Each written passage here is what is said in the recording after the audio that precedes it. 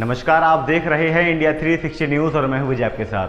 कल जन्माष्टमी के मौके पर श्रीनगर में लाल चौक पर मनाई गई है कृष्ण जन्माष्टमी और केंद्रीय मंत्री प्रहलाद सिंह पटेल ने इसका वीडियो और फोटो भी सोशल मीडिया पर शेयर किया है। और जम्मू कश्मीर के श्रीनगर में सोमवार को कश्मीरी पंडितों ने कड़ी सुरक्षा के बीच लाल चौक पर कृष्ण जन्माष्टमी मनाई और केंद्रीय मंत्री प्रहलाद सिंह पटेल ने इस शोभा यात्रा का वीडियो भी शेयर किया और साथ ही साथ में यह कहा कि हाथी घोड़ा पाल की और जय कन्हैया लाल की। और एक श्रद्धालु ने बताया कि श्रद्धालुओं को 2 साल के बाद श्रीनगर में शोभा यात्रा निकालने की अनुमति मिली थी। और जन्माष्टमी के शुभ अवसर पर यूपी के सीएम योगी आदित्यनाथ का बड़ा ऐलान। यूपी के सीएम योगी ने मथुरा में मांस और शराब के व्यापार पर रोक लगाने का किया है ऐलान। और उत्तर प्रदेश के मुख्यमंत्री योगी आदित्यनाथ ने कृष्ण जन्माष्टमी पर मथुरा में मांस व शराब के व्यापार पर रोक लगाने का ऐलान किया है। और उन्होंने कहा कि प्रशासन से कहूंगा कि एक योजना बनाकर इन कार्यों में लगे लोगों के पुनर्वास की व्यवस्था की जाए। और योगी जी के अनुसार अच्छा यह होगा कि ऐसे लोगों को दूध बेचने के काम में लगाया जाए। और इसी के साथ में दुनिया पर एक और मुसीबत, कोरोना वायरस का नया वेरिएंट सामने आया है। ज्यादा संक्रामक होने और वैक्सीन से बेअसर रहने की पूरी आशंका बताई गई है। अब एक के बाद एक कोरोना की लहरों से जूझ रही दुनिया के लिए एक और चिंता बढ़ा देने वाली खबर है। कोरोना महामारी के लिए जिम्मेदार वायरस SARS-CoV-2 का नया वेरिएंट मिला है और यह वेरिएंट पहले साउथ अफ्रीका और फिर दूसरे कई देशों में पाया गया है। और यह स्टडी के मुताबिक यह ज्यादा संक्रामक है और वैक्सीन के असर से बचा रहता है। साउथ अफ्रीका के National Institute for Communicable Disease और KwaZulu-Natal Research Innovation and Sequencing Platform के वैज्ञानिकों ने कहा कि इस साल मई में देश में पहली बार C12 वेरिएंट का पता चला और इसके बाद 13 अगस्त तक यह वेरिएंट चीन, republic of the Congo, Mauritius, England, New Zealand, पुर्तगाल और स्विट्जरलैंड में पाया गया है। और एक रिपोर्ट के अनुसार अक्टूबर-नवंबर चरम पर होगी कोरोना की तीसरी लहर और दूसरी लहर से इसके कम होने की आशंका है। कोविड-19 थर्ड वेव भारत में कोरोना वायरस की तीसरी लहर अक्टूबर और नवंबर के बीच चरम पर हो सकती है, लेकिन इसकी तीव्रता दूसरे चरण की तुलना में काफी कम होगी।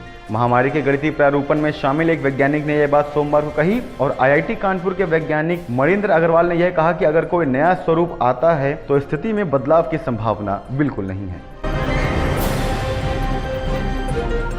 और अब अगर बात करें तालिबानी हुकूमत की, तो अफगानिस्तान में खत्म हुआ अमेरिका का युद्ध। सैनिकों ने आधी रात को छोड़ा काबुल एयरपोर्ट और जश्न में तालिबानियों ने की है हवाई फायरिंग।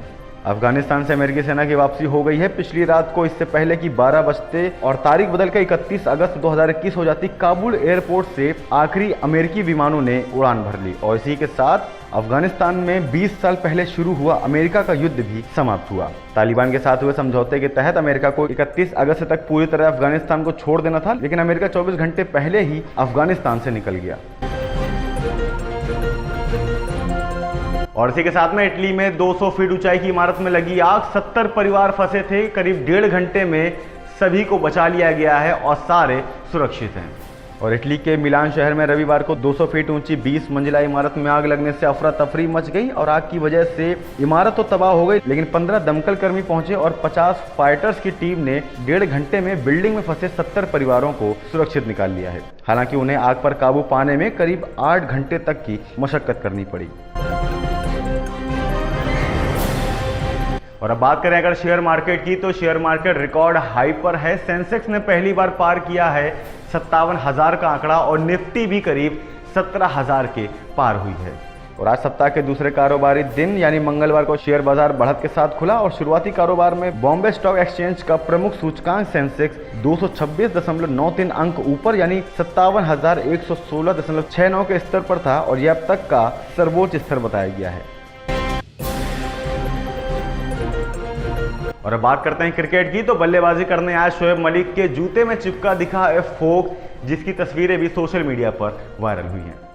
और CPL में Saint Kitts and Nevis Patriots के खिलाफ बल्लेबाजी करने आए गुयाना अमेजॉन वॉरियर के पाकिस्तानी ऑलराउंडर शोएब मलिक के जूते में प्लास्टिक का कांटे वाला चम्मच यानी फोक चिपका हुआ दिखा, जिसकी तस्वीरें वायरल हो गई है। हालांकि बाद में इसे हटा दिया गया और एक फैन ने ट्वीट करके कहा कि लगता है यह लंच ब्रेक से उठकर आए हैं। और अब बात करते हैं टोक्यो पैरालंपिक्स की, तो 10 मीटर एयर पिस्टल SH1 के फाइनल में पहुंचे मनीष नरवाल और सिंगराज अधाना और तीरंदाजी में राकेश कुमार को क्वार्टर फाइनल में हार मिली है। और बीते दिन भारत ने 2 गोल्ड सहित 5 मेडल अपने नाम किए थे और आज ही के दिन शुरुआत भी शानदार देखने को मिली। मनीष नरवाल और सिंगराज अधाना ने पुरुषों की 10 मीटर एयर पिस्टल SH1 के लिए फाइनल में क्वालिफाई किया और मनीष ने पहले पायदान पर रहते हुए 575-21x का स्कोर किया, वहीं सिंगराज ने 569-18x के स्कोर के साथ छठे पायदान पर रहे और साथ ही साथ में दीपेंद्र सिंह 10वें स्थान पर रहे और फाइनल में जगह बनाने से चूक गए।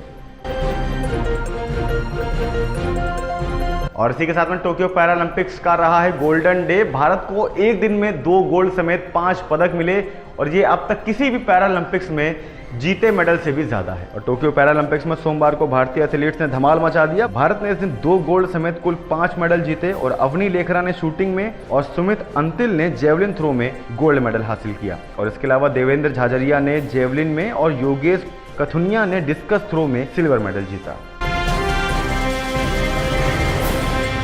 और बात करते हैं बॉलीवुड की, तो एक रिपोर्ट के अनुसार एक्ट्रेस जैकलिन से मनी लॉन्ड्रिंग केस में ईडी पिछले 5 घंटे से कर रही है पूछताछ। और एक समाचार एजेंसी ने सोमवार को बताया कि प्रवर्तन निदेशालय यानी ईडी की टीम दिल्ली में मनी लॉन्ड्रिंग के केस में एक्ट्रेस जैकलिन फर्नांडिस से पूछताछ कर रही है और रिपोर्ट के मुताबिक यह पूछताछ पिछले 5 घंटे से जारी है। और एक अन्य रिपोर्ट के मुताबिक जैकलिन से एक धोखेबाज के खिलाफ चश्मदीद के रूप में पूछताछ की जा रही है। और एक व्यक्ति की नौकरी पर तब बन आई जब उन्हें केबीसी के सेट पर अमिताभ बच्चन के साथ बैठे हुए देखा गया। और यह एक रेलवे कर्मचारी हैं जो कि छुट्टियां लेकर अपने घर गए हुए थे। और रेलवे प्रशासन ने कथित तौर पर राजस्थान के देशबंधु पांडे के खिलाफ चार्जशीट दाखिल करी है, जो कि कौन बनेगा करोड़पति सीजन 13 में नजर आए थे और साथ ही 3,20,000 रुपए भी जीते थे। रिपोर्ट्स के मुताबिक शो में शामिल होने के लिए देशबंधु पांडे ने 9 अगस्त से 13 अगस्त तक मुंबई में रहे और अपने सीनियर्स को अवकाश लेने को लेकर सूचित किया, लेकिन उन्हें छुट्टी नहीं दी गई। अब बात करते हैं मौसम की, तो धनबाद में 31 और 1 को साफ रहेगा मौसम। 2 से 3 सितंबर से फिर से हो सकती है बारिश और यूपी और एमपी समेत इन राज्यों में भारी बारिश की चेतावनी है। यूपी, हरियाणा और राजस्थान समेत कई देशों में बारिश होने की पूरी संभावना है और साथ ही साथ में अलर्ट भी जारी किया गया है। सोमवार को धूप छांव के बीच हल्की फुहारें बरसती रहीं। देर रात तक बादलों की आवाजाही के बीच हल्की फुहारें भी बरसी और मौसम विभाग के मुताबिक मंगलवार और बुधवार को मौसम साफ रहने का अनुमान है। इस दौरान कुछ जगहों पर हल्की बारिश भी हो सकती है। बादल गरजने की संभावना भी है और इसके बाद 2 और 3 सितंबर से एक बार फिर मौसम का मिजाज बदल सकता है। और मौसम विभाग के अनुसार 31 अगस्त तक उत्तर प्रदेश, मध्य प्रदेश, राजस्थान, उड़ीसा, पश्चिम बंगाल, आंध्र प्रदेश, झारखंड, मध्य प्रदेश, गुजरात और महाराष्ट्र में भारी बारिश होने की पूरी संभावना है। और वर्तमान में दिल्ली में हल्के बादल नजर आ रहे हैं और शाम तक बारिश होने की पूरी संभावना है। देश और दुनिया की तमाम खबरों के लिए देखते रहिए इंडिया 360 न्यूज, खबर दिन भर की।